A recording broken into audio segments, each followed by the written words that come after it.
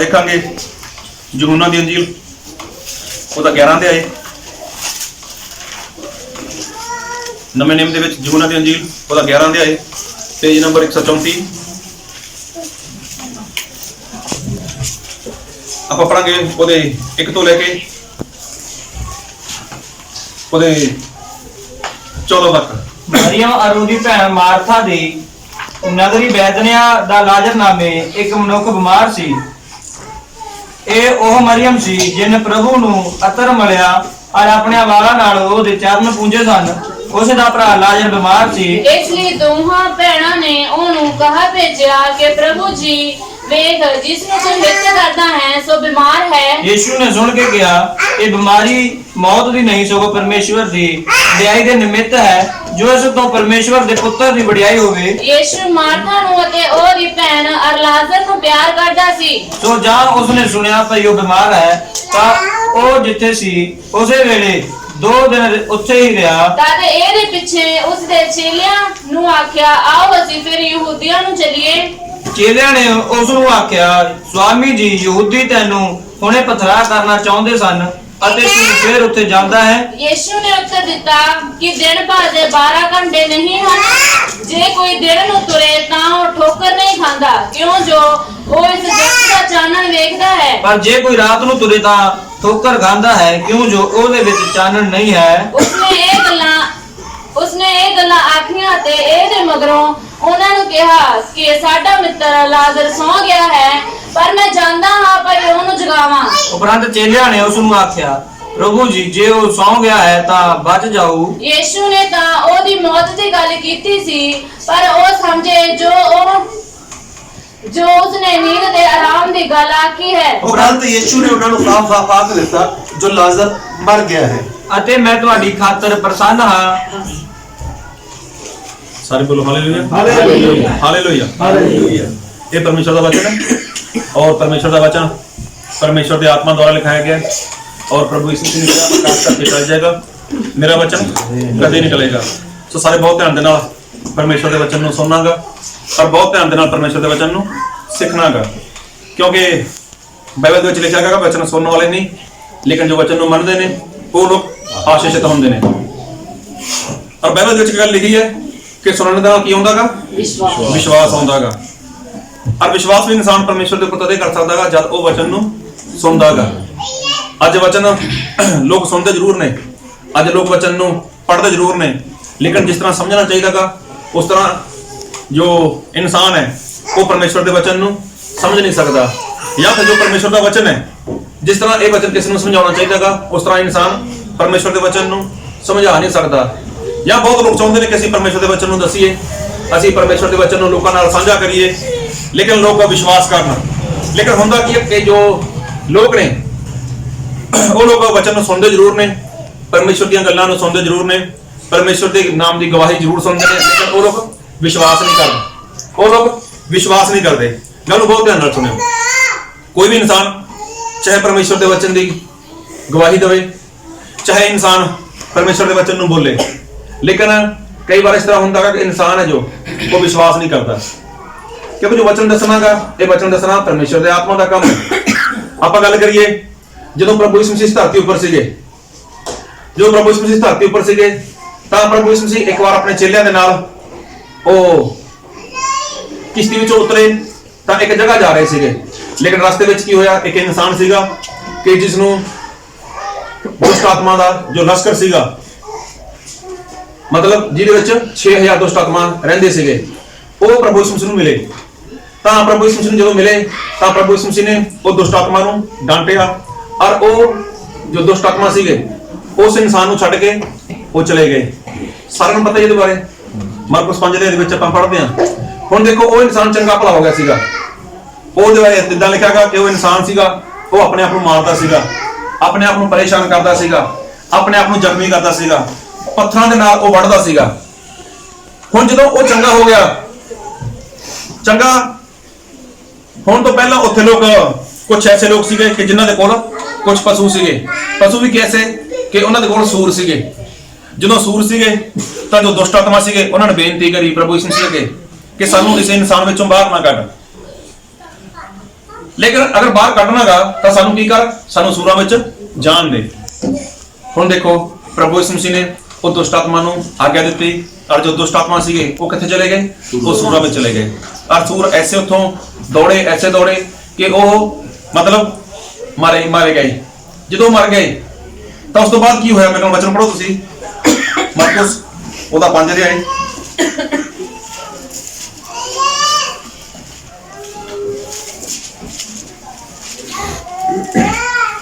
ਉਹਦਾ 14 ਵਚਨ ਪੜੋ।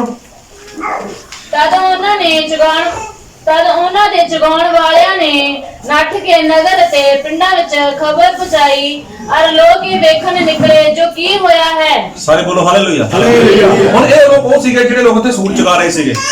ਗੱਲ ਨੂੰ ਬਹੁਤ ਧਿਆਨ ਨਾਲ ਸੁਣਿਓ ਕਿ ਇਹ ਲੋਕ ਉਹ ਸੀਗੇ ਜਿਹੜੇ ਉੱਥੇ ਸੂਰ ਚਗਾ ਰਹੇ ਸੀਗੇ। ਜਦੋਂ ਇਹਨਾਂ ਲੋਕਾਂ ਨੇ ਇਸ ਗੱਲ ਨੂੰ ਸੁਣਿਆ, ਇਸ ਗੱਲ ਨੂੰ ਦੇਖਿਆ ਉਹਨਾਂ ਆਪਣੀ ਅੱਖੀ, ਤਾਂ ਉਹਨਾਂ ਲੋਕਾਂ ਨੇ ਕੀ ਕੀਤਾ, ਉਹਨਾਂ ਲੋਕਾਂ ਨੇ ਉਹ ਦੌੜ ਗਏ ਉੱਥੋਂ।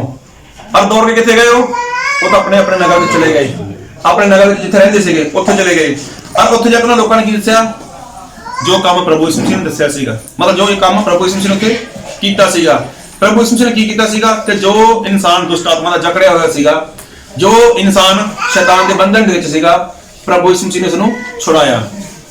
ਲੇਕਿਨ ਬਾਈਬਲ ਵਿੱਚ ਕੀ ਲਿਖਿਆ ਗਾ ਕਿ ਇਹਨਾਂ ਲੋਕਾਂ ਨੇ ਜਾ ਕੇ ਉੱਥੇ ਇਸ ਗੱਲ ਦੀ ਖਬਰ ਪਹੁੰਚਾਈ, ਤਾਂ ਫਿਰ ਕੀ ਹੋਇਆ, ਅਤੇ ਯਿਸੂ ਦੇ ਕੋਲ ਆਣ ਕੇ ਉਸ ਭੂਤ ਵਾਲੇ ਨੂੰ, ਜਿਸ ਤੇ ਲਸ਼ਕਰ ਦਾ ਸਾਇਆ ਸੀ, ਕੱਪੜੇ ਪਹਿਨੇ ਅਤੇ ਸੁਰਤ ਸੰਭਾਲੀ ਬੈਠਾ ਵੇਖਿਆ। ਹੁਣ ਦੇਖੋ ਉਹਨਾਂ ਲੋਕਾਂ ਨੇ ਉਸ ਇਨਸਾਨ ਨੂੰ ਦੇਖਿਆ, ਉਹ ਸੁਰਤ ਵਿੱਚ ਸੀਗਾ, ਕੱਪੜੇ ਪਾਏ ਹੋਏ ਸੀਗੇ, ਬਿਲਕੁਲ ਸਹੀ ਸੀਗਾ। ਫਿਰ ਅੱਗੇ ਅਤੇ ਉਹ ਡਰ ਗਏ।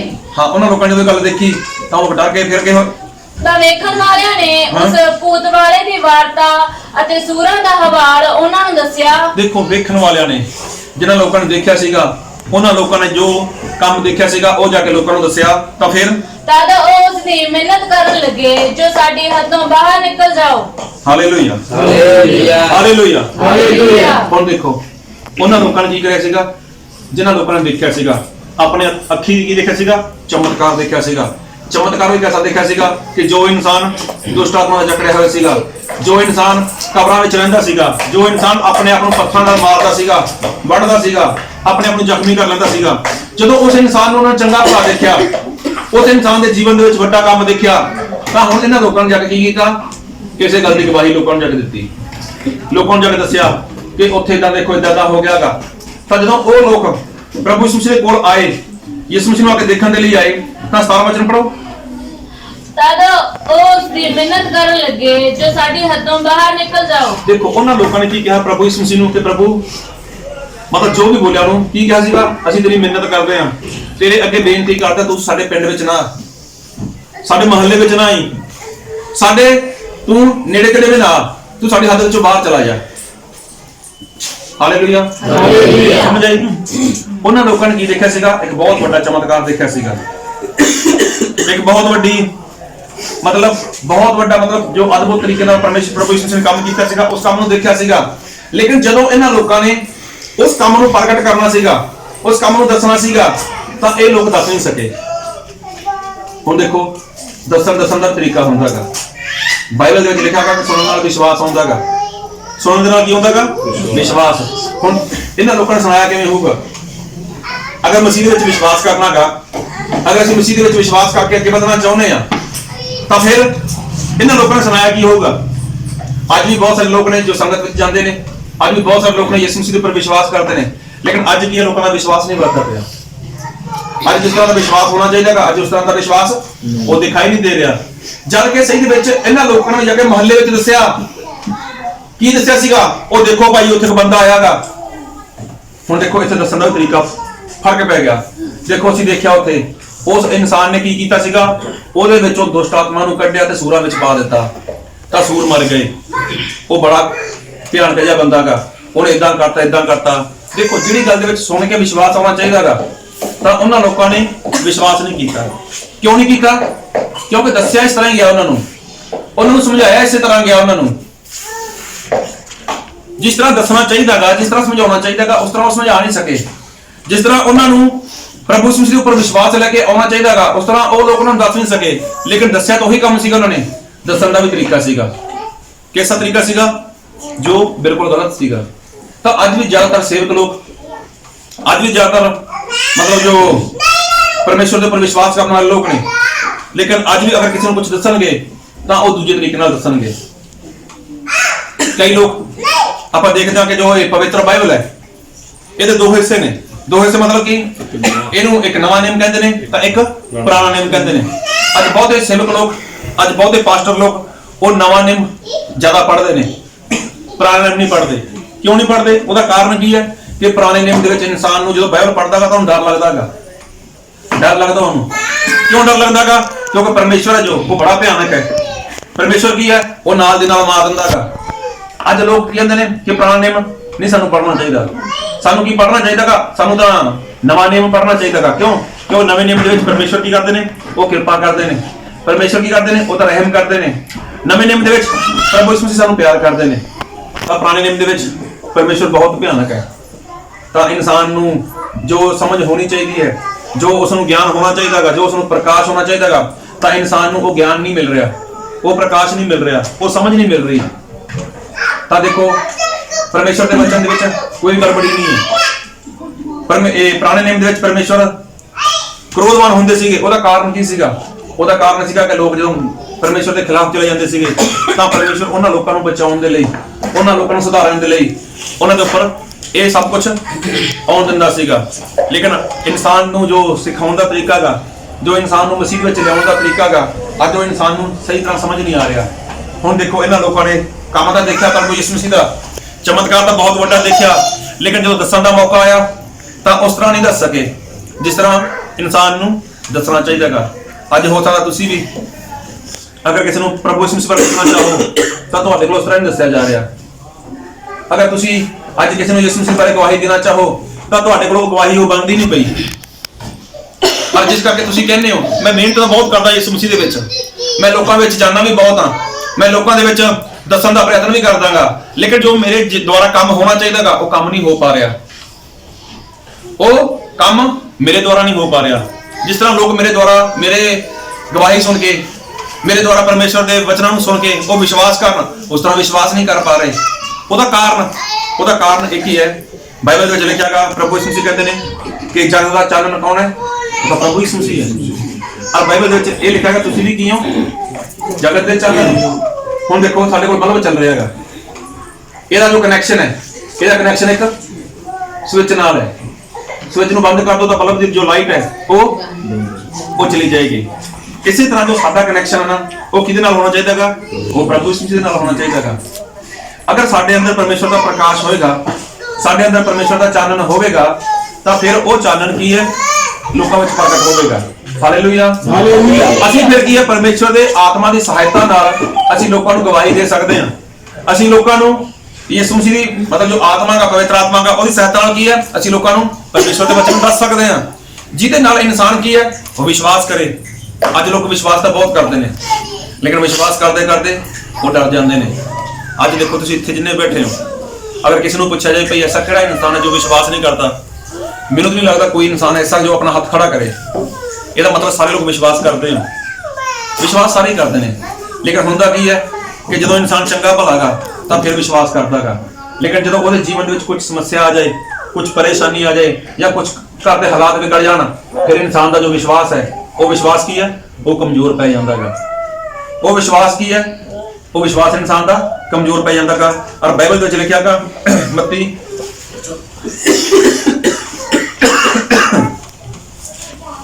ਉਹਦਾ 13 ਅਧਿਆਇ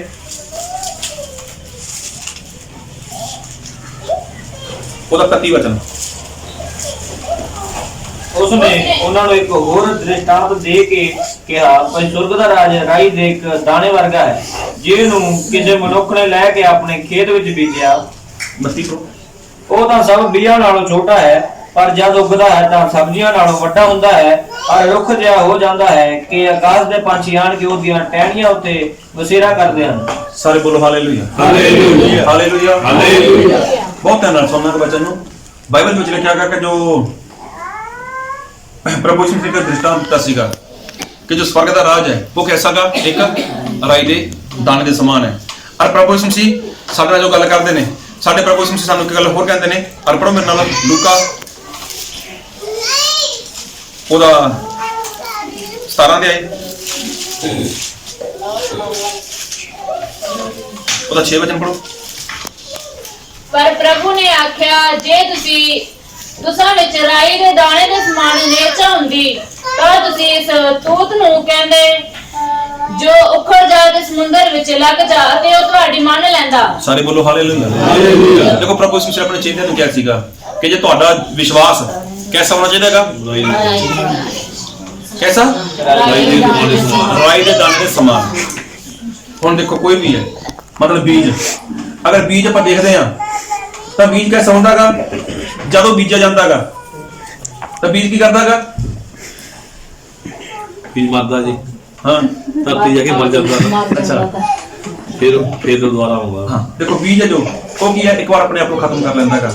उस तो बाद की है बीज जो फिर वो वादा है, फिर एक पौधा बनता है, फिर वादा चला जाता है, वादा चला जाता है। और बाइबल में लिखा है जो विश्वास है वो कैसा होना चाहिए? राई के दाने के समान। मतलब जो विश्वास है वो की होना चाहिए? वो बदलना चाहिए। हुण देखो साडा सारा दा विश्वास वधिया होयागा। हुण ऐसा विश्वास वधिया देखो साडे गुआंढ दे विच विआह है ना, थोड़े टाइम उत्थे जो भी है प्रोग्राम होने वाला है, लेकिन देखो विश्वास तो है ना अपन अस विश्वास के करके इस जगह बैठे हुए हैं, इसी करके ना देखो विश्वास सब दा है, लेकिन विश्वास का पता कदों चलदा है कि ज्यादा जीवन दे विच घर दे विच कुछ हालात ऐसे होण तां फिर की है, फिर पता चलदा है विश्वास बढ़दा या कमजोर हो जाता है। और पहले दिन लिखेगा कि जो विश्वास है वो की है, वो बढ़ना चाहिए। Hallelujah, hallelujah. विश्वास इंसान का की है, वो बढ़ना चाहिए। और कितना बढ़ना चाहिए? मतलब वो विश्वास बढ़ना चाहिए ताकि दूजे लोग को भी ओदा सहारा ले सकन, दूजे लोगों को आसरा मिले। गल बहुत ध्यान नाल सुनना है। लेकिन अज जो विश्वासी लोग ने, अज कोई 2 साल तो, कोई 3 साल तो, कोई 5 साल तो, कोई 7 साल तो, कोई 10 साल तो, टाइम तो भी है, अज जो विश्वास है वो विश्वास वादा नहीं दिखाई दे रहा। हाँ कद बढ़ चुके ने, खाना पीना बढ़ चुका है, पहनना रहना सहना वो बढ़ चुका है। लेकिन जिस तरह का मतलब जो इंसान का विश्वास है जो बढ़ना चाहिए वो विश्वास वादा दिखाई नहीं दे रहा। विश्वास का पता कदों चलता है कि जब इंसान के जीवन के कोई समस्या आ जाए, जब कोई इंसान के जीवन के कोई परेशानी आ जाए, फिर पता चलता है कि विश्वास इंसान नूं है या नहीं है। एक बार कुछ लोग सीगे, वो लोगों नूं एक परमेश्वर का दास सीगा जो परमेश्वर पर बहुत विश्वास करता सीगा। उन्हां लोगों नूं उस परमेश्वर के दास तो बहुत जलन हुई। उन्हां लोगों ने की सोचा, आप इस इंसान नूं मरवा दिंदे आ, इस इंसान नूं खत्म कर दिंदे आ। तां वो राजे कोल गए और राजे नाल गल करी। राजा नूं की कहा कि राजा जी तुसीं आग्ञा दे दो कि तुहाडे राज दे विच 1 महीने लई तुहाडी पूजा कीती जाए, तुहाडी पूजा 1 महीने लई कीती जाए। अगर कोई तुहाडी पूजा नहीं करता तां ओह की है, भुखे सिरां दे कुएं विच सुट्टिया जाए। गल बहुत ध्यान नाल सुनियो। राजे नूं इह गल चंगी लगी, राजे ने ऐलान करता। जदों ऐलान कीता तां उस तो बाद की होया, एक है तो उत्थे बहुत सारे लोग सीगे, लेकिन परमेश्वर का जो खास बंदा सीगा उत्थे, ਉਹਦਾ नाम की सीगा? दानियल परमेश्वर तो डरदा सीगा, दानियल परमेश्वर ਨੂੰ प्यार करदा सीगा और परमेश्वर दानियल ਨੂੰ बहुत प्यार करदा सीगा। ਜਦੋਂ इस गल ਦਾ दानियल ਨੂੰ पता लग्या ਤਾਂ ਉਸਨੇ ਕੀ ਕੀਤਾ? उसने अपने परमेश्वर की महिमा की, उसने अपने परमेश्वर की प्रार्थना की। और बहुत लोग उत्थे सीगे कि जो लोग इस गल ਨੂੰ सुन के डर गए, घबरा गए। उन्होंने की सोचा? उन्होंने यही सोचा कोई गल नहीं, 1 महीने की गल है, 1 महीना आप इस राजे की पूजा कर लेंगे, बाद अपने परमेश्वर के कोल चले जावांगे, ओदी प्रार्थना करांगे, ओदे वचन सुनिया करांगे, ओते विश्वास करांगे। तां देखो उस टाइम की होया कि जो दानियल सीगा उसने जो विश्वास कीता सीगा वो लगातार विश्वास नाल प्रार्थना करता रहा। और होया भी इसी तरह जिन्हां लोकां दे उपर निगाह रखी सीगी उन्होंने जाके देखा कि परमेश्वर की पूजा करदा गा, तां उन्होंने राजे नूं जाके दस्सिया। तां राजे ने जो आग्ञा दी सीगी उस दे अनुसार उसनूं भुखे सिरां दे घोड़े विच सुੱਟ दिता गया। और देखो जो दानियल है, और दानियल की करता सीगा, वो परमेश्वर के ऊपर विश्वास करता सीगा। मेरे नाल वचन पढ़ो तुसीं, दानियल ਉਹਦਾ 6 अध्याय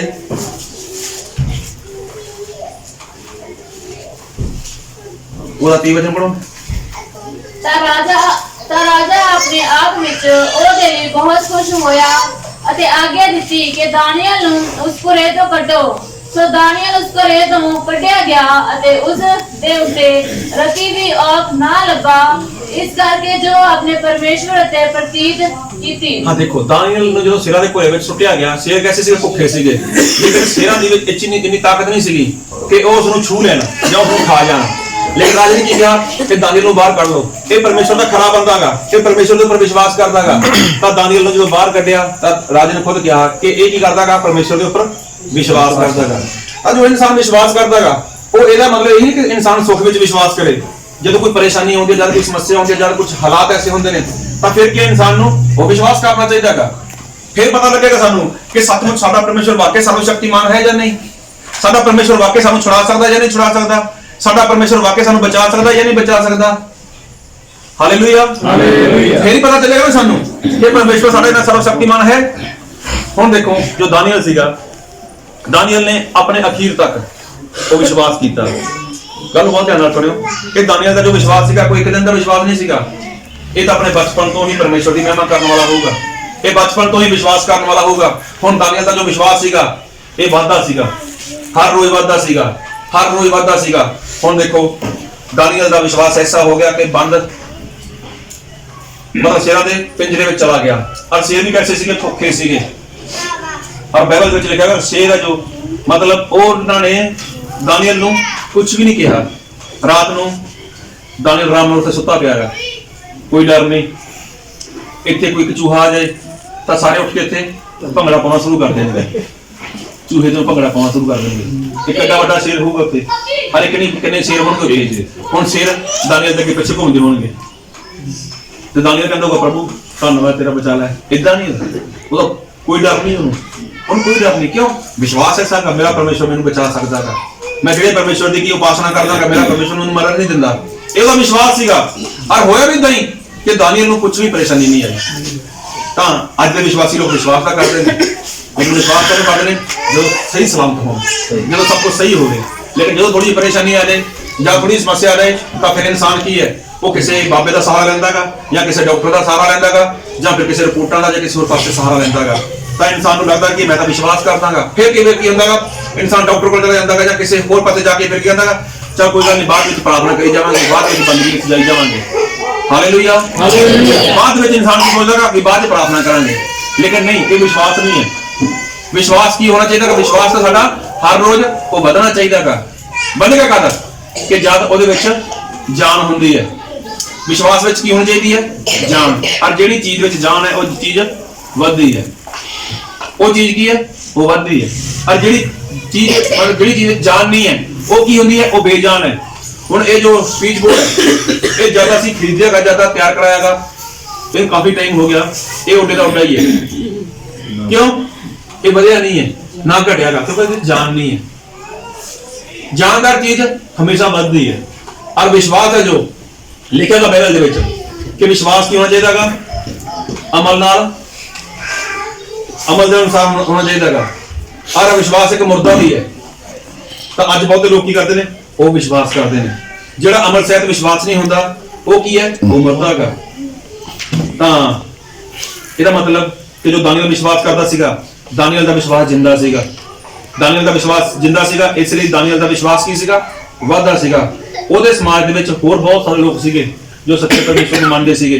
लेकिन जब देखा कि राजा ਭੁੱਖੇ ਸਿਰਾਂ ਦੇ ਘੋੜੇ ਵਿੱਚ ਸੁੱਟ ਦੇਵੇਗਾ ਤਾਂ ਲੋਕਾਂ ਨੇ ਕੀ ਸੋਚਿਆ, ਚਲ ਕੋਈ ਗੱਲ ਨਹੀਂ, 1 ਮਹੀਨੇ ਦੀ ਗੱਲ ਹੈ, 1 ਮਹੀਨਾ ਕੱਢ ਲੈਂਦੇ ਔਖੇ ਸੌਖੇ, ਫਿਰ परमेश्वर के ਬੇਨਤੀ ਕਰ ਦਾਂਗੇ, ਫਿਰ परमेश्वर ਨੂੰ ਕੋਈ ਭੇਟ ਦੇ ਦਾਂਗੇ, परमेश्वर ਨੂੰ ਕੋਈ ਬਲੀ ਦੇ ਦਾਂਗੇ। लेकिन फिर ਕੀ ਹੈ, ਅਸੀਂ ਬਚ ਜਾਵਾਂਗੇ। ਇਹ ਕੋਈ ਵਿਸ਼ਵਾਸ ਨਹੀਂ ਹੈ, ਇਹ ਕੋਈ ਵਿਸ਼ਵਾਸ नहीं है। विश्वास इंसान का जो है ना वो हर रोज ਵਧਣਾ ਚਾਹੀਦਾ ਹੈ। क्योंकि ਅੱਜ ਜੋ ਆਪਾਂ ਵਚਨ ਪੜਿਆ ਸੀਗਾ, ਅੱਜ ਆਪਾਂ ਵਚਨ ਪੜਿਆ ਸੀਗਾ ਯਹੂਨਾ ਦੀ ਅੰਜੀਲ ਉਹਦਾ 11 ਅਧਿਆਇ, ਔਰ ਆਪਾਂ ਪੜਿਆ ਸੀਗਾ ਉਹਦੇ 1 ਤੋਂ ਲੈ ਕੇ ਉਹਦੇ 14 ਤੱਕ। ਗੱਲ ਬਹੁਤ ਧਿਆਨ ਨਾਲ ਸੁਣਿਓ। ਇੱਥੇ ਕੀ ਹੋਇਆ ਕਿ ਪ੍ਰਭੂ ਯਿਸੂ ਮਸੀਹ ਜਦ ਧਰਤੀ ਉੱਪਰ ਸੀਗੇ ਤਾਂ ਇੱਕ ਪਰਿਵਾਰ ਸੀਗਾ, ਜਿਸ ਪਰਿਵਾਰ ਵਿੱਚ ਪ੍ਰਭੂ ਯਿਸੂ ਮਸੀਹ ਅਕਸਰ ਜਾਂਦੇ ਆਉਂਦੇ ਸੀਗੇ। ਤਾਂ ਉਸ ਪਰਿਵਾਰ ਦੇ ਵਿੱਚ 2 ਭੈਣਾਂ ਸੀਗੀਆਂ, ਇੱਕ ਉਹਨਾਂ ਦਾ ਭਾਈ ਸੀਗਾ। और मरियम और मार्था ना दी 2 भैन सीगियां ते जो उन्होंने भाई सीगा लाजर। एक बार लाजर बहुत बीमार हो गया तो प्रभु यीशु मसीह किथे होर पासे या होर जगह वो कुछ प्रचार कर रहे सीगे ਜਾਂ ਪ੍ਰਭੂ ਪਰਮੇਸ਼ਰ ਦਾ ਕੋਈ ਕੰਮ ਕਰ ਰਹੇ ਸੀਗੇ, ਤਾਂ ਪ੍ਰਭੂ ਯਿਸੂ ਮਸੀਹ ਦੇ ਕੋਲ ਸੁਨੇਹਾ ਗਿਆ ਕਿ ਦੇਖ ਤੇਰਾ ਇੱਕ ਮਿੱਤਰ ਹੈ ਲਾਜ਼ਰ, ਉਹ ਕੀ ਹੈ, ਉਹ ਬਿਮਾਰ ਹੈ, ਤੁਸੀਂ ਉਹਨੂੰ ਚੰਗਾ ਕਰ ਦਿਓ। ਤਾਂ ਪ੍ਰਭੂ ਯਿਸੂ ਮਸੀਹ ਨੇ ਗੱਲ ਨੂੰ ਸੁਣਿਆ ਲੇਕਿਨ ਕੋਈ ਜਵਾਬ ਨਹੀਂ ਦਿੱਤਾ। ਤਾਂ ਉਸ ਤੋਂ ਬਾਅਦ ਪ੍ਰਭੂ ਯਿਸੂ ਮਸੀਹ ਅੱਗੇ ਚਲੇ ਗਏ। ਜਦੋਂ ਅੱਗੇ ਚਲੇ ਗਏ ਤਾਂ ਹੋਇਆ ਕਿ ਹੁਣ 4 ਦਿਨ ਲੰਘ ਗਏ ਸੀਗੇ। 4 ਦਿਨ ਲੰਘ ਗਏ ਸੀਗੇ ਤਾਂ ਜੋ ਲਾਜ਼ਰ ਸੀਗਾ ਉਹ ਮਰ ਚੁੱਕਿਆ ਹੈਗਾ, ਤੇ ਯਿਸੂ ਮਸੀਹ ਨੂੰ ਪਤਾ ਲੱਗ ਗਿਆ ਕਿ ਜੋ ਲਾਜ਼ਰ ਹੈ ਉਹ ਮਰ ਗਿਆ। ਤਾਂ ਪ੍ਰਭੂ ਯਿਸੂ ਮਸੀਹ ਨੇ ਆਪਣੇ ਚੇਲਿਆਂ ਨੂੰ ਕਿਹਾ, ਆ ਜਾਓ ਤੁਸੀਂ ਮੇਰੇ ਨਾਲ ਚੱਲੋ। ਪਰ ਵਚਨ ਪੜੋ ਤੁਸੀਂ, ਯਹੂਨਾ ਉਹਦਾ 11 ਦੇ ਆਏ, ਉਹਦਾ 11 ਵਚਨ ਪੜੋ। ਉਸਨੇ ਇਹ ਗੱਲਾਂ ਆਖੀਆਂ ਅਤੇ ਇਹਦੇ ਮਗਰੋਂ ਉਹਨਾਂ ਨੂੰ ਕਿਹਾ ਕਿ ਸਾਡਾ ਮਿੱਤਰ ਲਾਜ਼ਰ ਸੌਂ ਗਿਆ ਹੈ, ਪਰ ਮੈਂ ਜਾਂਦਾ ਹਾਂ ਭਾਈ ਉਹਨੂੰ ਜਗਾਵਾਂ। देखो प्रभु यीशु के साडा मित्र जो लाजर है वो सौ गया, ਉਹਨੂੰ ਜਲਾਈਏ ਜਾ ਕੇ, ਚਲੋ ਮਿਲਣ ਚੱਲੀਏ। ਤਾਂ ਜੋ ਚੇਲੇ ਸੀਗੇ ਉਹ ਗੱਲ ਨੂੰ ਸਮਝੇ ਨਹੀਂ। ਅਗਰ ਸੌਂ ਗਿਆਗਾ ਫਿਰ ਕਿੰਨੀ ਗੱਲ ਹੈ, ਜੇ ਦਿਨੇ ਸੌ ਗਿਆ ਇਨਸਾਨ ਤਾਂ ਕੋਈ ਗੱਲ ਨਹੀਂ 2 ਘੰਟੇ ਬਾਅਦ ਉੱਠ ਪੜੇਗਾ, ਅਗਰ ਰਾਤ ਨੂੰ ਸੌ ਗਿਆ ਤਾਂ ਫਿਰ ਉੱਠ ਖੜੇਗਾ। ਚੇਲੇ ਨਹੀਂ ਸਮਝੇ, ਲੇਕਿਨ ਪ੍ਰਭੂ ਯਿਸੂ ਨੇ ਉਹਨਾਂ ਨੂੰ ਕੀ ਕਿਹਾ, ਮੇਰੇ ਨਾਲ ਬਚਨ ਪੜੋ ਤੁਸੀਂ 13। ਯਿਸੂ ਨੇ ਤਾਂ ਉਹਦੀ ਮੌਤ ਦੀ ਗੱਲ ਕੀਤੀ ਸੀ, ਪਰ ਉਹ ਸਮਝੇ ਜੋ ਉਸਨੇ ਨੀਂਦ ਦੇ ਆਰਾਮ ਦੀ ਗੱਲ ਆਖੀ ਹੈ। ਤਾਂ ਦੇਖੋ ਪ੍ਰਭੂ ਯਿਸੂ ਨੇ ਮੌਤ ਦੀ ਗੱਲ ਕਰੀ ਸੀਗੀ। ਪ੍ਰਭੂ ਯਿਸੂ ਨੇ ਕਹਿਤਾ ਕਿ ਲਾਜ਼ਰ ਹੈ ਉਹ ਮਰ ਗਿਆ ਹੈਗਾ, ਆਪਾਂ ਉਹਨੂੰ ਜਾ ਕੇ ਕੀ ਕਰੀਏ, ਉਹਨੂੰ ਜਾ ਕੇ ਜਿੰਦਾ ਕਰਨਾਗਾ, ਉਹਨੂੰ ਜਾ ਕੇ ਉਠਾਈਏ ਆਪਾਂ। ਹੁਣ ਦੇਖੋ ਪ੍ਰਭੂ ਯਿਸੂ ਆਪਣੇ ਚੇਲਿਆਂ ਨੂੰ ਲੈ ਕੇ ਉਸ ਜਗ੍ਹਾ ਪਹੁੰਚ ਗਏ। ਹੁਣ ਪ੍ਰਭੂ ਯਿਸੂ ਉਸ ਘਰ ਦੇ ਵਿੱਚ ਕਈ ਵਾਰ ਜਾਂਦੇ ਸੀਗੇ। ਪ੍ਰਭੂ ਯਿਸੂ ਨੇ ਬਹੁਤ ਵਾਰ ਉਹਨਾਂ ਲੋਕਾਂ ਨੂੰ ਵਚਨ ਸੁਣਾਇਆ ਸੀਗਾ। ਪ੍ਰਭੂ ਯਿਸੂ ਨੇ ਬਹੁਤ ਵਾਰ ਉਹਨਾਂ ਨੂੰ ਦੱਸਿਆ ਸੀਗਾ ਕਿ ਪਰਮੇਸ਼ਵਰ ਹੈ ਜੋ ਉਸਨੇ ਮੈਨੂੰ ਭੇਜਿਆਗਾ, ਔਰ ਮੈਂ ਇਨਸਾਨ ਦੇ ਪਾਪ ਮਾਫ ਕਰ ਦਾਂਗਾ, ਮੈਂ ਇਨਸਾਨ ਨੂੰ ਬਚਾ ਸਕਦਾਂਗਾ। ਪ੍ਰਭੂ ਯਿਸੂ ਨੇ ਬਹੁਤ ਸਾਰੇ ਵਚਨ ਸੁਣਾਏ ਪਰਿਵਾਰ ਨੂੰ। ਲੇਕਿਨ ਜਦੋਂ ਪ੍ਰਭੂ ਯਿਸੂ ਉਸ ਘਰ ਦੇ ਵਿੱਚ ਆਏ, ਮਤਲਬ ਘਰ ਦੇ ਵਿੱਚ ਮੁਹੱਲੇ ਵਿੱਚ ਆਏ, ਤਾਂ ਕਿਸੇ ਇਨਸਾਨ ਨੇ ਦੱਸਿਆ ਉਹਨਾਂ ਨੂੰ ਜਾ ਕੇ ਕਿ ਦੇਖੋ ਪ੍ਰਭੂ ਯਿਸੂ ਆਇਆਗਾ, ਪ੍ਰਭੂ ਯਿਸੂ ਆਇਆਗਾ। ਤਾਂ ਕੀ ਹੋਇਆ, ਪਹਿਲਾਂ ਮੇਰਾ ਵਚਨ ਪੜੋ ਤੁਸੀਂ, ਇਹਦਾ 20 ਵਚਨ ਪੜੋ। ਉਪਰੰਤ ਮਾਰਥਾ ਨੇ ਜਦ ਸੁਣਿਆ ਕਿ ਯਿਸੂ ਆਉਂਦਾ ਹੈ ਤਾਂ ਉਹਦੇ ਮਿਲਣ ਨੂੰ ਗਈ, ਪਰ ਮਰੀਅਮ ਘਰ ਵਿੱਚ ਬੈਠੀ ਰਹੀ। ਅੱਗੇ ਪੜੋ। ਤਦ ਮਾਰਥਾ ਨੇ ਯਿਸੂ ਨੂੰ ਆਖਿਆ ਪ੍ਰਭੂ ਜੀ, ਜੇ ਤੂੰ ਇੱਥੇ ਹੁੰਦਾ ਤਾਂ ਮੇਰਾ ਭਰਾ ਨਾ ਮਰਦਾ। ਹਾਂ ਦੇਖੋ, ਇੱਕ ਭੈਣ ਜੋ ਮਾਰਥਾ ਗਈ ਉਹ ਪ੍ਰਭੂ ਯਿਸੂ ਨੂੰ ਜਾ ਕੇ ਮਿਲੀ। ਉਹਨੇ ਕੀ ਕਿਹਾ, ਪ੍ਰਭੂ ਜੇ ਤੁਸੀਂ ਇੱਥੇ ਹੁੰਦੇ ਤਾਂ ਮੇਰਾ ਭਾਈ ਨਾ ਮਰਦਾ। ਤਾਂ ਪ੍ਰਭੂ ਯਿਸੂ ਨੇ ਕਿਹਾ ਕੋਈ ਬਾਤ ਨਹੀਂ, ਮੈਂ ਆਇਆਗਾ, ਮੈਂ ਤੁਹਾਨੂੰ ਜਿੰਦਾ ਕਰਨ ਦੇ ਲਈ ਆਇਆਗਾ। ਤਾਂ ਪ੍ਰਭੂ ਯਿਸੂ ਨੇ ਉਸਨੂੰ ਕੀ ਕਿਹਾ, ਕੋਈ ਗੱਲ ਨਹੀਂ, ਤੂੰ ਵਿਸ਼ਵਾਸ ਕਰ, ਤੇਰੇ ਲਈ ਹੋ ਜਾਏਗਾ। ਲੇਕਿਨ ਪ੍ਰਭੂ ਯਿਸੂ ਨੇ ਗੱਲ ਕਹੀ ਸੀ ਤੂੰ ਵਿਸ਼ਵਾਸ ਕਰ। ਤਾਂ ਉਸਨੇ ਇੱਕ ਗੱਲ ਕਹੀ ਸੀਗੀ ਉਸ ਮਾਰਥਾ ਨੇ, ਪ੍ਰਭੂ ਜੇ ਤੁਸੀਂ ਅੱਜ ਵੀ ਕੁਝ ਮੰਗੋ ਨਾ ਪਰਮੇਸ਼ਵਰ ਦੇ ਕੋਲੋਂ ਤਾਂ ਪਰਮੇਸ਼ਵਰ ਤੁਹਾਨੂੰ ਦੇ ਦੇਵੇਗਾ। ਤਾਂ ਪ੍ਰਭੂ ਯਿਸੂ ਨੇ ਕੀ ਕਿਹਾ, ਇਹ 23 ਵਚਨ। ਯਿਸੂ ਨੇ ਉਹਨੂੰ ਆਖਿਆ ਤੇਰਾ ਭਰਾ ਜੀ ਉੱਠੇਗਾ। ਦੇਖੋ ਪ੍ਰਭੂ ਯਿਸੂ ਨੇ ਪੂਰੇ ਵਿਸ਼ਵਾਸ ਨਾਲ ਬੋਲਿਆ ਕਿ ਦੇਖ ਤੇਰਾ ਭਾਈ ਜੀ ਉੱਠੇਗਾ, ਤੇਰਾ ਭਾਈ ਜੀ ਉੱਠੇਗਾ। ਹੁਣ ਜੋ ਉਹਦੀ ਭੈਣ ਮਾਰਥਾ ਗਈ ਉਹ ਕੀ ਕਹਿੰਦੀ, ਹਾਂ ਪ੍ਰਭੂ ਮੈਂ ਜਾਣਦੀ ਹਾਂ ਕਿ ਮੇਰਾ ਜੋ ਭਰਾ ਹੈਗਾ ਉਹ ਕਿਆਮਤ ਨੂੰ ਜੀ ਉੱਠੇਗਾ। ਲੇਕਿਨ ਪ੍ਰਭੂ ਯਿਸੂ ਨੇ ਕੀ ਕਿਹਾ, ਕਿਆਮਤ ਮੈਂ ਆ ਤੇ ਜੀਵਨ ਮੈਂ ਆ, ਮਤਲਬ ਜਿਹਨੂੰ ਮੈਂ ਚਾਹਾਂ ਔਰ ਜਦੋਂ ਚਾਹਾਂ ਮੈਂ ਉਸਨੂੰ ਜਿੰਦਾ ਕਰ ਸਕਦਾਗਾ। ਹੁਣ ਦੇਖੋ ਇਹਨਾਂ ਨੇ ਵਚਨ ਸੁਣਿਆ ਸੀਗਾ, ਇਹਨਾਂ ਨੇ ਪ੍ਰਭੂ ਯਿਸੂ ਦੇ ਕੋਲੋਂ ਬਹੁਤ ਵਾਰ ਵਚਨ ਸੁਣੇ ਸੀਗੇ। ਔਰ ਇਦਾਂ ਹੀ ਨਹੀਂ, ਪ੍ਰਭੂ ਯਿਸੂ ਜਦ ਵੀ ਇਹਨਾਂ ਦੇ ਘਰੇ ਜਾਂਦਾ ਸੀਗਾ ਤਾਂ ਪ੍ਰਭੂ ਯਿਸੂ ਨੇ ਇਹਨਾਂ ਦੇ ਕੋਲੋਂ ਖਾਣਾ ਵੀ ਖਾਦਾਗਾ। ਯਿਸੂ ਮਸੀਹ ਦੇ ਚੇਲੇ ਨਾਲ ਹੁੰਦੇ ਸੀਗੇ ਤਾਂ ਉਹਨਾਂ ਨੇ ਕਹਿਣ ਸੇਵਾ ਵੀ ਕੀਤੀ ਹੈ। ਲੇਕਿਨ ਜੋ ਵਿਸ਼ਵਾਸ ਸੀਗਾ ਉਹ ਵਿਸ਼ਵਾਸ ਇਹਨਾਂ ਦਾ ਉਹ ਦਿਖਾਈ ਨਹੀਂ ਦੇ ਰਿਹਾ। ਤਾਂ ਉਸ ਤੋਂ ਬਾਅਦ ਕੀ ਹੋਇਆ, ਇਹਨਾਂ ਦਾ ਵਚਨ ਪੜੋ ਤੁਸੀਂ, ਯਹੂਨਾ ਉਹਦਾ 11 ਦੇ ਆਏ, ਤਾਂ ਪੜੋ ਇਹਦਾ 39 ਵਚਨ, 38 39 ਪੜੋ ਦੋਨੋਂ। ਤਾਂ ਯਿਸੂ ਆਪਣੇ ਜੀ ਵਿੱਚ ਫਿਰ ਤਾਂ ਯਿਸੂ ਆਪਣੇ ਜੀ ਵਿੱਚ ਫਿਰ ਕਰਦਾ ਹੋਇਆ ਕਬਰ ਉੱਤੇ ਆਇਆ। ਉਹ ਇੱਕ ਗੁਫਾ ਸੀ ਅਤੇ ਉਸ ਉੱਤੇ ਇੱਕ ਪੱਥਰ ਧਰਿਆ ਹੋਇਆ ਸੀ। ਦੇਖੋ ਕਬਰ ਦੇ ਉੱਪਰ ਪੱਥਰ ਪਿਆ ਸੀਗਾ, ਜਿਸ ਤਰ੍ਹਾਂ ਅੱਜ ਕਬਰ ਬਣ ਗਿਆ ਇਦਾਂ ਦੀ ਕਬਰ ਨਹੀਂ ਹੁੰਦੀ ਸੀ ਪਹਿਲਾਂ। ਲੇਕਿਨ ਇੱਕ ਬੜਾ ਸਾਰਾ ਘਰ ਵਾਂਗੂ ਹੁੰਦਾ ਸੀਗਾ, ਉਹਦੇ ਉੱਪਰ ਇੱਕ ਪੱਥਰ ਰੱਖ ਦਿੰਦੇ ਸੀਗੇ, ਜੋ ਮੁਰਦਾ ਸੀਗਾ ਉਹਨੂੰ ਉਹਦੇ ਅੰਦਰ ਰੱਖ ਦਿੰਦੇ ਸੀਗੇ। ਗੱਲ ਨੂੰ ਬਹੁਤ ਧਿਆਨ ਨਾਲ ਸੁਣਿਓ ਕਿਉਂਕਿ ਪਰਮੇਸ਼ਰ ਸਾਨੂੰ ਕੁਝ ਸਿਖਾਉਣ ਦੇ ਲਈ ਜਾ ਰਹੇ ਨੇ। ਤਾਂ ਦੇਖੋ ਪ੍ਰਭੂ ਯਿਸੂ ਜਦ ਪਹੁੰਚੇ ਕਬਰ ਦੇ ਉੱਪਰ ਤਾਂ ਪ੍ਰਭੂ ਯਿਸੂ ਨੇ ਗੱਲ ਕਰੀ 39 ਵਚਨ। ਯਿਸੂ ਨੇ ਆਖਿਆ ਇਸ ਪੱਥਰ ਨੂੰ ਹਟਾ ਦਿਓ। ਉਸ ਮੁਰਦੇ ਦੀ ਭੈਣ ਮਾਰਥਾ ਨੇ ਉਸ ਨੂੰ ਆਖਿਆ ਪ੍ਰਭੂ ਜੀ, ਉਸ ਕੋਲੋਂ ਤਾਂ ਹੁਣ ਸੜੇਹਾਨ ਆਉਂਦੀ ਹੈ, ਕਿਉਂ ਜੋ ਉਹ 4 ਦਿਨ ਹੋਏ ਹਨ। ਦੇਖੋ ਪ੍ਰਭੂ ਯਿਸੂ ਨੇ ਕੀ ਕਿਹਾ, ਕੋਈ ਗੱਲ ਨਹੀਂ, ਕਿਆਮਤ ਮੈਂ ਆ, ਜੀਵਨ ਮੈਂ ਆ, ਮੈਂ ਚਾਹਾਂ ਤਾਂ ਮੈਂ ਜਿੰਦਾ ਕਰ ਸਕਦਾ, ਕੋਈ ਗੱਲ ਨਹੀਂ, ਤੁਸੀਂ ਪੱਥਰ ਨੂੰ ਸਾਈਡ ਤੇ ਕਰ ਦਿਓ। ਉਹਦੀ ਭੈਣ ਨੇ ਕੀ ਕਿਹਾ, ਜਿਹੜੀ ਯਿਸੂ ਮਸੀਹ ਦੇ ਚਰਨਾਂ ਵਿੱਚ ਬਹਿ ਕੇ ਹਰ ਵਾਰ ਵਚਨ ਸਿੱਖਦੇ ਸੀਗੇ, ਜਿਹੜੇ ਲੋਕ ਪ੍ਰਭੂ ਯਿਸੂ ਮਸੀਹ ਦੀ ਟਹਿਲ ਸੇਵਾ ਕਰਦੇ ਸੀਗੇ, ਜਿਹੜੇ ਲੋਕ ਪ੍ਰਭੂ ਯਿਸੂ ਮਸੀਹ ਨਾਲ ਬੈਠ ਕੇ ਇਹ ਪਰਮੇਸ਼ਰ ਦੇ ਵਚਨਾਂ ਨੂੰ ਸਾਂਝਾ ਕਰਦੇ ਸੀਗੇ। ਕੀ ਕਿਹਾ ਪ੍ਰਭੂ? ਹੁਣ ਜੇ ਕਬਰ ਦੇ ਉੱਪਰੋਂ ਪੱਥਰ ਚੁੱਕ ਦਿੱਤਾ ਤਾਂ ਕੀ ਹੋਵੇਗਾ? ਬਦਬੂ ਆਏਗੀ, ਸੜੇ ਹਾਨ ਆਏਗੀ। ਤਾਂ ਪ੍ਰਭੂ ਯਿਸੂ ਮਸੀਹ ਨੇ ਦੇਖੋ ਕੀ ਕਿਹਾ ਸੀਗਾ, ਮੈਂ ਤੈਨੂੰ ਕਿਹਾ ਸੀਗਾ ਅਗਰ ਤੂੰ ਵਿਸ਼ਵਾਸ ਕਰੇਂਗੀ ਤਾਂ ਤੇਰਾ ਭਾਈ ਜੀ ਉੱਠੇਗਾ ਔਰ ਤੂੰ ਵੱਡਾ ਚਮਤਕਾਰ ਦੇਖੇਂਗੀ। ਹੁਣ ਜਿਹੜੀ ਭੈਣ ਇਹ ਗੱਲ ਬੋਲਦੀ ਹੈ ਕਿ ਪ੍ਰਭੂ ਅਗਰ ਪੱਥਰ ਪਰੇ ਕਰਤਾ ਤਾਂ ਉਹਦਾ ਸਰੀਰ ਤਾਂ ਗਲ ਗਿਆ, ਸੜ ਗਿਆਗਾ, 4 ਦਿਨ ਹੋ ਗਏ, ਉਹਦਾ ਸਮੈਲ ਮਾਰ ਗਿਆ, ਉਹਦਾ ਬਦਬੂ ਮਾਰ ਗਿਆ। ਹੁਣ ਦੱਸੋ ਮੈਨੂੰ ਕੀ ਇਹ ਵਿਸ਼ਵਾਸ ਹੈ ਉਹਦਾ? ਇਹ ਉਹਦਾ ਵਿਸ਼ਵਾਸ ਨਹੀਂ ਹੈ। ਚਾਹੇ ਉਹ ਵਚਨ ਸਿੱਖ ਰਹੀ ਹੈ, ਚਾਹੇ ਉਹ ਵਚਨਾਂ ਨੂੰ ਮੰਨ ਰਹੀ ਹੈ, ਚਾਹੇ ਉਹ ਵਿਸ਼ਵਾਸ ਕਰਦੇ ਹੋਏ ਯਿਸੂ ਮਸੀਹ ਪਰ ਵਿਸ਼ਵਾਸ ਕਰਦੀ ਹਨ, ਲੇਕਿਨ ਜੈਸਾ ਵਿਸ਼ਵਾਸ ਪ੍ਰਭੂ ਯਿਸੂ ਮਸੀਹ ਦੇਖਣਾ ਚਾਹੁੰਦੇ ਸੀਗੇ ਉਹ ਵਿਸ਼ਵਾਸ ਨਹੀਂ ਦਿਖਾਈ ਦੇ ਰਿਹਾ। ਦੋਹਾਂ ਭੈਣਾਂ ਦੇ ਵਿੱਚ ਵਿਸ਼ਵਾਸ ਨਹੀਂ ਦਿਖਾਈ ਦੇ ਰਿਹਾ। ਲੇਕਿਨ ਜਦੋਂ ਵਿਸ਼ਵਾਸ ਨਹੀਂ ਦਿਖਾਈ ਦੇ ਰਿਹਾ ਤਾਂ ਮੈਨੂੰ ਵਚਨ ਪੜ੍ਹੋ ਤੁਸੀਂ, ਇਹਦਾ 43 ਵਚਨ। ਇਹ ਕਹਿ ਕੇ ਉੱਚੀ ਆਵਾਜ਼ ਮਾਰੀ ਕਿ ਲਾਜ਼ਰ ਬਾਹਰ ਆ। ਉਹ ਜਿਹੜਾ ਮੋਇਆ ਹੋਇਆ ਸੀ ਕਫਨ ਨਾਲ ਹੱਥ ਪੈਰ ਬੰਦੇ ਹੋਏ ਬਾਹਰ ਨਿਕਲਿਆ ਆਇਆ ਅਤੇ ਉਹਦੇ ਮੂੰਹ ਤੇ ਰੁਮਾਲ ਲਪੇਟਿਆ ਹੋਇਆ ਸੀ। ਯਿਸੂ ਨੇ ਉਹਨੂੰ ਆਖਿਆ, ਉਸ ਨੂੰ ਖੋਲੋ ਅਤੇ ਜਾਣ ਦਿਓ। ਸਾਰੇ ਬੋਲੋ ਹਾਲੇਲੂਇਆ, ਹਾਲੇਲੂਇਆ, ਹਾਲੇਲੂਇਆ, ਹਾਲੇਲੂਇਆ। ਬਹੁਤ ਧਿਆਨ ਨਾਲ ਸੁਣਨਾਗਾ और समझनागा। दोनों ਭੈਣਾਂ ਦਾ ਵਿਸ਼ਵਾਸ ਬਿਲਕੁਲ ਨਹੀਂ ਹੈ, लेकिन प्रभु यीशु मसीह कबर पर चले गए ਤਾਂ ਕੀ ਕਿਹਾ? हे ਲਾਜ਼ਰ ਤੂੰ ਬਾਹਰ ਆ। ਹੁਣ ਲਾਜ਼ਰ ਹੈ ਜੋ ਉਹਨੂੰ ਜਿਹੜਾ ਬੰਨਿਆ ਹੋਇਆ ਸੀਗਾ ਸਿਰ ਤੋਂ ਲੈ ਕੇ ਮੂੰਹ ਤੱਕ, ਸਿਰ ਤੱਕ, ਪੈਰਾਂ ਤੱਕ, ਉਸ ਨੂੰ ਪੂਰੀ ਤਰ੍ਹਾਂ ਕੱਪੜੇ ਨਾਲ ਲਪੇਟਿਆ ਹੋਇਆ ਸੀਗਾ। ਉਸ ਨੂੰ ਪੂਰੀ ਤਰ੍ਹਾਂ ਲਪੇਟਿਆ ਹੋਇਆ ਸੀਗਾ। ਔਰ ਜਦੋਂ ਪੂਰੀ ਤਰ੍ਹਾਂ ਬੰਨਿਆ ਹੋਵੇ, ਇਨਸਾਨ ਨੂੰ ਲੰਮਾ ਪਾ ਕੇ ਦੇਖਿਓ, ਉਸ ਨੂੰ ਕਹੋ ਵੀ ਉੱਠ ਕੇ ਦੇਖ, ਉਹ ਇਨਸਾਨ ਉੱਠ ਨਹੀਂ ਸਕਦਾ। ਅਗਰ ਪੂਰੀ ਤਰ੍ਹਾਂ ਇਦਾਂ ਬੰਨ ਲਓ ਉਹਨੂੰ, ਪੂਰੀ ਤਰ੍ਹਾਂ ਅਗਰ ਲੰਮਾ ਪੈ ਜਾਏ ਤਾਂ ਇਦਾਂ ਸਿੱਧਾ ਨਹੀਂ ਉੱਠ ਸਕਦਾ। ਹੁਣ ਜਦੋਂ ਪ੍ਰਭੂ ਯਿਸੂ ਮਸੀਹ ਨੇ ਆਵਾਜ਼ ਮਾਰੀ, ਕੀ ਆਵਾਜ਼ ਮਾਰੀ ਸੀਗੀ? ਹੇ ਲਾਜ਼ਰ ਬਾਹਰ ਆ। ਤਾਂ ਦੇਖੋ ਸਭ ਤੋਂ ਪਹਿਲਾਂ ਜਿਹੜਾ ਲਾਜ਼ਰ ਮਰਿਆਗਾ, ਮਰਨ ਤੋਂ ਬਾਅਦ ਹੋ ਗਿਆ ਨਾ ਕਬਰ ਦੇ ਵਿੱਚ। ਮੈਨੂੰ ਬਹੁਤ ਧਿਆਨ ਨਾਲ ਸੁਣਨਾਗਾ, ਸਮਝਣਾਗਾ। ਮਰਨ ਤੋਂ ਬਾਅਦ ਉਹ ਕਬਰ ਦੇ ਵਿੱਚ ਗਿਆਗਾ। ਕਬਰ ਦੇ ਜੋ ਦਰਵਾਜ਼ਾ ਸੀਗਾ ਉਹਦੇ ਉੱਪਰ ਪੱਥਰ ਰੱਖਿਆ ਹੋਇਆਗਾ, ਉਹਦਾ ਚਿਹਰਾ ਪੂਰੀ ਤਰ੍ਹਾਂ ਢਕਿਆ ਹੋਇਆਗਾ। ਕੀ ਲਾਜ਼ਰ ਨੇ ਉਸ ਕਬਰ ਨੂੰ ਦੇਖਿਆ ਸੀਗਾ? ਉਹਦਾ ਦਰਵਾਜ਼ਾ ਕਿੱਥੇ ਹੈ ਕੀ ਉਸ ਨੂੰ ਪਤਾ ਸੀਗਾ? ਨਹੀਂ। ਉਹ ਉੱਠਿਆ ਕਿਵੇਂ? ਉਹ ਚੱਲ ਕੇ ਕਿਵੇਂ ਬਾਹਰ ਆਇਆ? ਮਤਲਬ ਗੱਲ ਬਹੁਤ ਧਿਆਨ ਨਾਲ ਸੁਣਿਓ, ਦੋਹਾਂ ਭੈਣਾਂ ਦਾ ਵਿਸ਼ਵਾਸ ਨਹੀਂ ਹੈ। ਤਾਂ ਵਿਸ਼ਵਾਸ ਕਿਹਦਾ ਸੀਗਾ? ਲਾਜ਼ਰ ਦਾ ਵਿਸ਼ਵਾਸ ਸੀਗਾ। ਔਰ ਲਾਜ਼ਰ ਦਾ ਵਿਸ਼ਵਾਸ ਸੀਗਾ। ਔਰ ਬਾਈਬਲ ਵਿੱਚ ਲਿਖਿਆਗਾ ਯਹੂਨਾ ਉਹਦਾ 11 ਅਧਿਆਇ ਪੜੋ, ਇਹਦਾ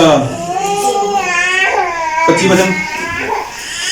ਯਿਸੂ ਨੇ ਉਹਨੂੰ ਕਿਹਾ, ਕਿਆਮਤ ਦੇ ਜਿਉਣ ਮੈਂ ਹਾਂ, ਜੋ ਮੇਰੇ ਉੱਤੇ ਨਿਸ਼ਚੈ ਕਰਦਾ ਹੈ ਭਾਵੇਂ ਮਰ ਜਾਏ ਤਾਂ ਵੀ ਉਹ ਜੀਏਗਾ। Hallelujah, hallelujah, hallelujah, hallelujah. ਜੋ ਕੋਈ ਮੇਰੇ ਉੱਪਰ ਵਿਸ਼ਵਾਸ ਕਰਦਾ ਹੈਗਾ, ਅਗਰ ਉਹ ਮਰ ਜਾਏ ਤਾਂ ਕੀ ਹੈ? ਉਹ ਜੀਵੇਗਾ। ਇਹਦਾ ਮਤਲਬ ਜੋ ਲਾਜ਼ਰ ਸੀਗਾ ਉਹ ਪ੍ਰਭੂ ਯਿਸੂ ਮਸੀਹ ਪਰ ਵਿਸ਼ਵਾਸ ਕਰ ਰਿਹਾ ਸੀਗਾ।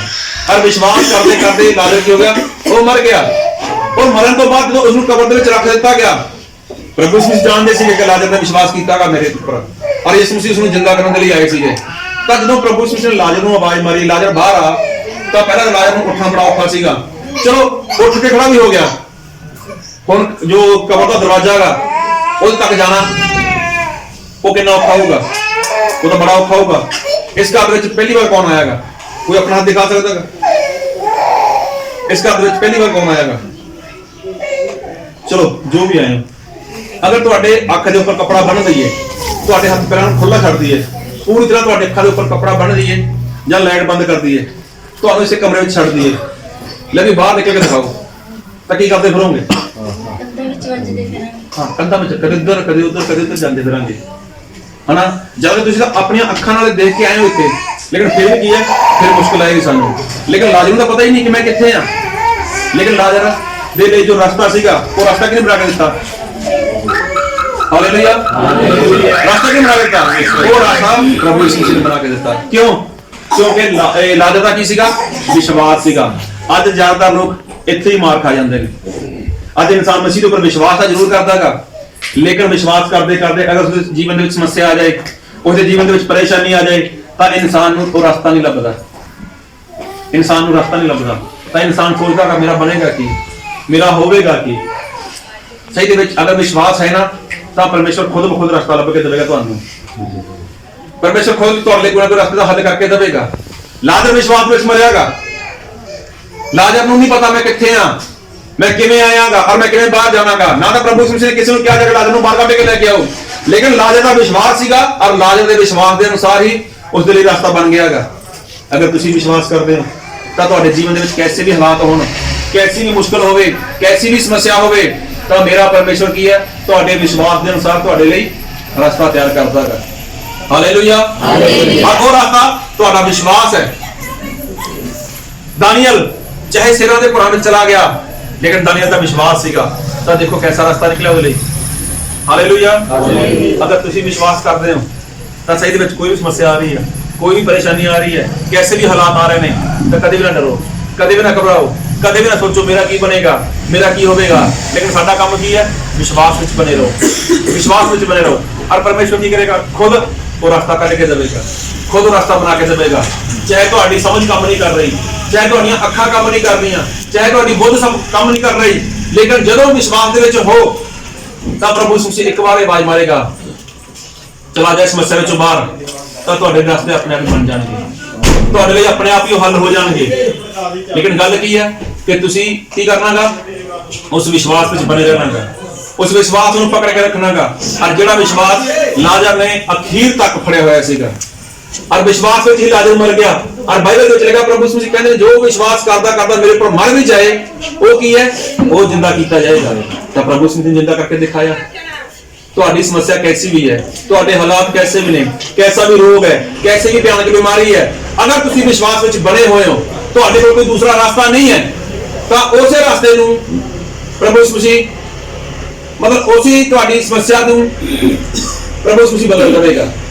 ਆ ਤੁਹਾਡੇ ਲਈ ਐਸਾ ਰਾਸਤਾ ਪ੍ਰਭੂ ਯਿਸੂ ਮਸੀਹ ਬਣਾਵੇਗਾ ਕਿ ਤੁਹਾਨੂੰ ਖੁਦ ਨਹੀਂ ਪਤਾ ਕਿ ਤੁਹਾਡੇ ਲਈ ਕਿਵੇਂ ਅੱਜ ਕਿਸ ਤਰ੍ਹਾਂ ਹੋਵੇਗਾ। ਤੇ ਪਤਾ ਹੋਵੇਗਾ ਕਿ ਜਦ ਤੁਸੀਂ ਲਾਜ਼ਰ ਦੀ ਨਿਆਈ विश्वास में बने होंगे। Hallelujah, hallelujah. बंदगी में जाना, प्रार्थना करना, बाइबल पढ़ना, ये विश्वास नहीं है। विश्वास का पता उदो लगता जब इंसान समस्या में होवे, जब इंसान परेशानी में होवे। उन लाजर दी भैणां प्रभु यीशु मसीह दी सेवा बहुत करदियां सीगियां, लेकिन बच्चे नहीं सुनते भी सीगे, लेकिन मनते नहीं सीगे। ते मनदा कौन सीगा? लाजर।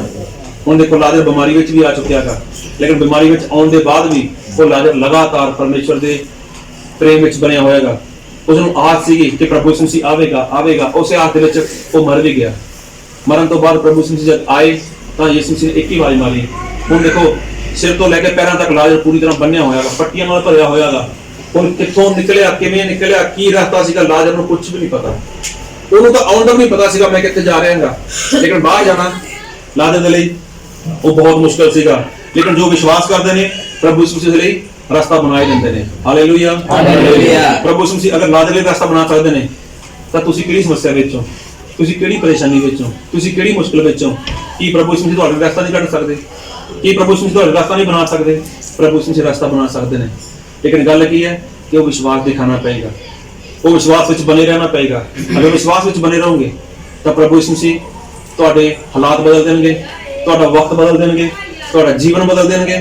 ਔਰ ਤੁਹਾਡੇ ਲਈ ਪ੍ਰਭੂ ਯਿਸੂ ਮਸੀਹ ਐਸਾ ਰਸਤਾ ਖੋਲੇਗਾ, ਐਸਾ ਰਸਤਾ ਕੱਢੇਗਾ ਕਿ ਉਹ ਰਸਤਾ ਕਦੇ ਵੀ ਕੋਈ ਬੰਦ ਨਹੀਂ ਕਰ ਸਕੇਗਾ। Hallelujah, hallelujah. ਇਸ ਲਈ ਕੀ ਹੈ, ਆਪਣੇ ਵਿਸ਼ਵਾਸ ਨੂੰ ਦੇਖਦੇ ਰਹੋ, ਆਪਣੇ ਵਿਸ਼ਵਾਸ ਵਿੱਚ ਵਧਦੇ ਜਾਓ। Hallelujah, hallelujah. ਇਸ ਵਚਨ ਦੇ ਉੱਪਰ ਪਰਮੇਸ਼ਰ ਤੁਹਾਨੂੰ ਸਭ ਨੂੰ ਬਹੁਤ ਆਸ਼ੀਸ਼ ਦੇਣਾ। ਆਓ ਸਭ ਜਣੇ अपनी अखा बंद करिए, अपने सिर में झुकाइए।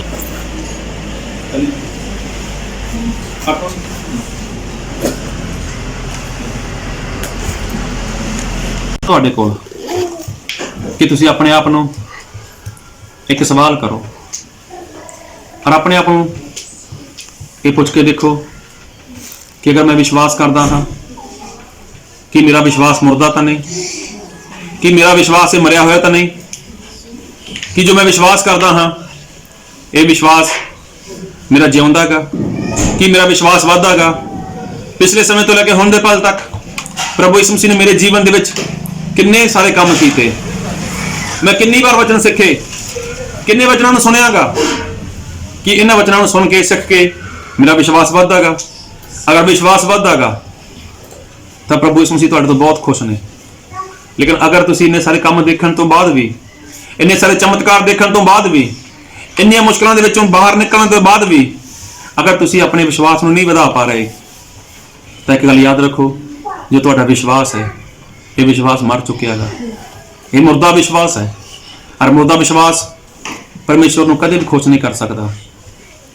ਇਸ ਲਈ ਆਪਣੇ ਵਿਸ਼ਵਾਸ ਨੂੰ ਜਿੰਦਾ ਕਰੋ, ਆਪਣੇ ਵਿਸ਼ਵਾਸ ਨੂੰ ਜਗਾਓ, ਆਪਣੇ ਵਿਸ਼ਵਾਸ ਨੂੰ ਵਧਾਓ ਔਰ ਉਸ ਦੇ ਲਈ ਆਪਣੇ ਵਿਸ਼ਵਾਸ ਨੂੰ ਦੇਖਦੇ ਰਹੋ। ਔਰ ਜੋ ਬਾਈਬਲ ਦੇ ਵਿੱਚ ਲਿਖਿਆ ਹੈਗਾ ਕਿ ਜੋ ਸੁਣਦਾ ਗਾ ਔਰ ਜੋ ਵਿਸ਼ਵਾਸ ਕਰਦਾ ਗਾ ਅਮਲ ਨਹੀਂ ਕਰਦਾ, ਉਸ ਦਾ ਵਿਸ਼ਵਾਸ ਮੁਰਦਾ ਗਾ। ਇਸ ਦਾ ਮਤਲਬ ਕਿ ਤੁਸੀਂ ਵਿਸ਼ਵਾਸ ਕਰਦੇ ਹੋ ਤਾਂ ਉਸ ਦੇ ਵਿੱਚ ਅਮਲ ਲੈ ਕੇ ਆਓ ਤਾਂ ਕਿ ਤੁਹਾਡਾ ਵਿਸ਼ਵਾਸ ਜਿੰਦਾ ਹੋ ਜਾਏ। ਔਰ ਜਿੰਦਾ ਵਿਸ਼ਵਾਸ ਕਰੋਗੇ ਤਾਂ ਤੁਹਾਡਾ ਪਰਮੇਸ਼ਵਰ ਤੁਹਾਡੇ ਤੋਂ ਖੁਸ਼ ਹੋਵੇਗਾ। ਇਸ ਵਚਨ ਨੂੰ ਸਮਝ ਸਕੋ, ਆਪਣੇ ਵਿਸ਼ਵਾਸ ਨੂੰ ਜਿੰਦਾ ਰੱਖ ਸਕੋ। ਇਸ ਵਚਨ ਦੀ ਆਸ਼ੀਸ਼ ਨਾਲ ਪ੍ਰਭੂ ਯਿਸੂ ਮਸੀਹ ਤੁਹਾਨੂੰ ਸਭ ਨੂੰ ਕਰ ਦੇਣਾ। Thank you Lord, thank you Jesus.